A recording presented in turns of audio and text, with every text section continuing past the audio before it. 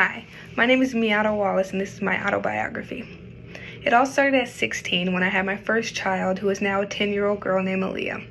Even though I had a child so young, I overcame all odds and graduated high school a year early.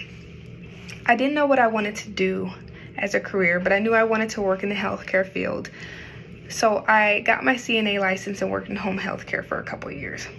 I then went to respiratory therapy school where I had my second child, a 6-year-old son named Jordan, who gives me a run for my money. I practiced in the ER as a respiratory therapist for 3 years and then continued to PA school where I could better advocate for my patients. I was one of the very few minorities in my class, and my goal as the diversity representative was to educate my cohort on Black history. I did this a couple ways. First, I wanted to introduce them to Black PAs in our history. Just to name a few, Prentice Lee Harris was the first Black PA, and Joyce Nicholas was the first female PA, who also happened to be the first woman to practice as a Black female. I also had a goal of helping bring more diversity into my program. Initially, I thought I needed to reach out to colleges and teach them about our school. But then I got to thinking that there are a lot of people of color who don't make it past high school. So I needed to reach out to high schools and show them that someone of their skin color was able to make it in this field. So I also joined the PAC, which stands for the Physician Assistants of Color. This is ran by female Black PAs. In this group, there are pre-PAs, PA students, and practicing PAs. We raise awareness of the profession of people of color. We help each other succeed, and this was a big game changer for me. I went to an event in Detroit that they had, and seeing people in this field that had the same skin color for me showed me that I wasn't alone. I also have done some volunteering. I tutored the respiratory therapy program after I graduated, as well as I currently participate in Matt Talbot, which is a food kitchen here in Lincoln, Nebraska for the poor.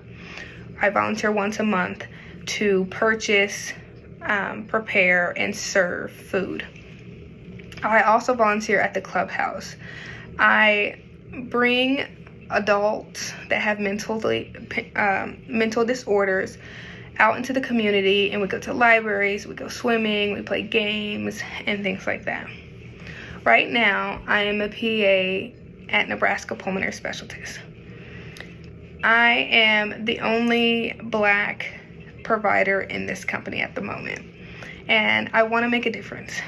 I think because I started off as a CNA, went to RT, and then became a PA, I understand the roles of these positions. I understand that we need to collaborate to help patients and that there's not a hierarchy. I also like that people of color can see me and feel more comfortable with me because I am a Black provider, which is rare in Lincoln, Nebraska. But I'm not all work and no play. I do have hobbies. I love to go hiking in Arizona. I love reading. Right now I'm into Jodi Picoult books. I like to crochet, and I recently started playing the piano and flute again. To answer the question about what I can do to help with the mental health in the LGBTQ+, Black, Latino, Latina, and Indigenous people communities is what I'd like to do in a step-wise approach. I think the first step is, as a society, we need to accept these minority communities and make them feel loved and respected. Make them feel that they're not any different than anyone else. If not, they're actually stronger for having to deal with the world's unfairness. I also think the second step is to make it known that it's okay to have these diagnoses. As a Black woman, we're always told that we're supposed to be strong, to suck it up, and to move forward.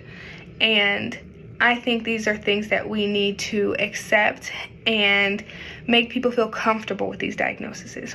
The LGBTQ+ community, I feel, associates mental health with bad things because people already say that they have mental disorders for being who they are. I think we need to support them and educate them that their sexuality isn't a mental illness, but depression and anxiety are and can be treated, which leads me to my third step.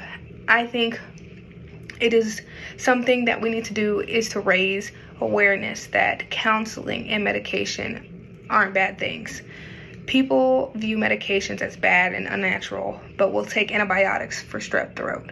We need to use the same approach and treat mental illness. I really appreciate you taking the time out of your day to watch my video. I hope you consider me as a great candidate for this scholarship. Thank you for your time.